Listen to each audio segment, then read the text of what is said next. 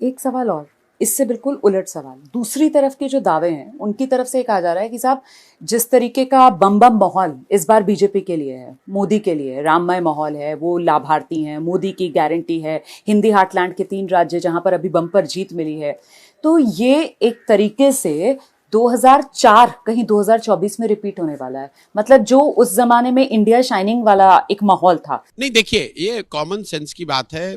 When you get over confident, like logical बात है कि one should never get over confident. लेकिन अभी जो बीजेपी का डिस्पेंसेशन है, जो लीडरशिप है, जो उनका काम करने का तरीका है, वो दावा पब्लिकली कुछ करे, इनका जो काम करने, इनकी जो कार्यशैली है, ये वो लोग नहीं है जो ओवर कॉन्फिडेंट हो जाते हैं। दे गो फॉर द किल।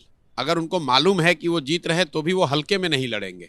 वो ये जो मैं आपको बता रहा हूं, जैसे मोदी जी या अमित शाह या जो भी अभी बीजेपी की लीडरशिप है, इनकी कार्यशैली ये नहीं है कि बस जीत हो गया अभी बैठ जाओ, बस जीतने ही वाले हैं।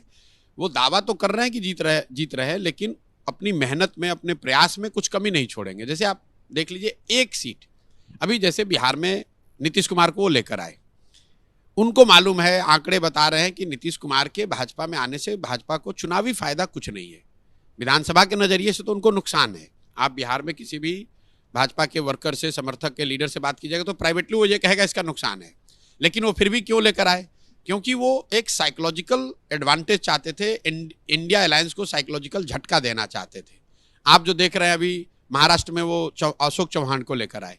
ये सब क्यों कर रहे हैं? वो एक एक सीट भी जो है कि if we are on top we must finish the opposition, तो ये उनका स्वभाव है, उनका कार्यशैली का हिस्सा है। तो ये दिखा, अगर मैं उनके सामने हूं तो मैं ऐसा नहीं मानूंगा कि they have become complacent. They are not people who get complacent. अगर आपको उनसे लड़ना है तो आप ये मानकर चलिए कि वो लास्ट तक लड़ेंगे। अगर जीत रहे तो भी उस जीत को और बड़ी बनाने के लिए और ज़्यादा प्रयास करेंगे।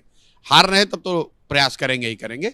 तो मैं 2004 की सिनेरियो को नहीं देखता हूँ, क्योंकि 4 में लीडरशिप अलग थी, आज लीडरशिप अलग है। दूसरा, जो विपक्ष ये मान के चल रहा है कि भाई हमारे लिए, they are largely basing their things on assumptions कि कुछ चीजें हो जाएंगी, डिसकंटेंट है, लोग नाराज हैं। ये बहुत सारी चीजें अनुमान पर आधारित है, ये आपके अपने प्रयास पर आधारित नहीं है। जो उन्होंने इंडिया अलायंस बनाया है, मतलब इंडिया अलायंस बने हुए सबसे पहले तो ये बहुत देरी से बनाया गया। आप मुझे बताइए, लोग कहते हैं सीटों पे समझौता नहीं हुआ, नैरेटिव नहीं बना, चेहरा कौन हुआ। इन सब बातों पर तो विवाद हो सकता है भी, कौन चेहरा होगा, क्या नैरेटिव होगा, कौन सीट लड़ेगा। इस बात पर तो कोई विवाद नहीं था कि 2024 अप्रैल मई में चुनाव होगा, सबको पता था। जिन लोगों ने भी इंडिया अलायंस बनाया है, ये काम वो 2 वर्ष 3 वर्ष पहले भी कर सकते थे। जब बंगाल का चुनाव आया, बीजेपी डाउन थी, बीजेपी बैकफुट पर थी, तब अगर आपने इंडिया अलायंस बना लिया होता तो आपके पास 2-2.5 साल का समय होता नैरेटिव बनाने का, उसको घर घर ले जाने का। जरा आप अनुमान कीजिए, लोग कहते हैं कि मोदी जी ने चुनाव के ठीक पहले राम मंदिर का ये पूरा जो अभियान अभी हुआ, जो समारोह हुआ, कभी तो मोदी जी या उनकी टीम ने बैठ के ये प्लान किया होगा कि मंदिर का निर्माण इस तरीके से कराओ, इस गति से कराओ कि ये जनवरी में पूरा हो। अब विपक्ष वाले बैठ के ये कह रहे हैं, अरे भाई चुनाव के पहले करा के फायदा उठाना चाह रहे हैं। भाई कम से कम भाजपा वालों ने इतना तो सोचा 3 वर्ष पहले। तुम 3 वर्ष पहले क्या कर रहे थे? तुम्हें भी तो मालूम था कि 24 में चुनाव है, तो आपको भी तो सोचना चाहिए था कि मैं जनवरी 2024 में क्या करूंगा। अगर राम मंदिर होगा तो उसका हम काउंटर कैसे करेंगे। तो आपने तो वो किया नहीं। आप बैठे हुए हैं राम भरोसे, राम का नाम ले रहे हैं बीजेपी वाले, लेकिन राम भरोसे बैठे हुए हैं विपक्ष वाले। बीजेपी राम भरोसे नहीं बैठी हुई है।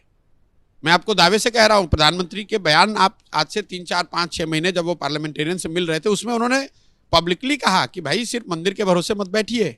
सही। वो राम का नाम ले रहे हैं, राम भरोसे बैठे हुए हैं कांग्रेस वाले कि कुछ हो जाएगा। तो अगर आप राम भरोसे बैठोगे तो भैया राम जी अगर कृपा करेंगे तो जीतोगे, नहीं कृपा हुई तो आप हारोगे। एक बात मुझे बताइए, कर्नाटक चुनाव जब हुआ था, उसका नतीजा जब आया था, तो ऐसा लग रहा था कि विपक्ष के लिए एक माहौल बनता हुआ नजर आ रहा था। उसी के बाद ये इंडिया गठबंधन भी बना।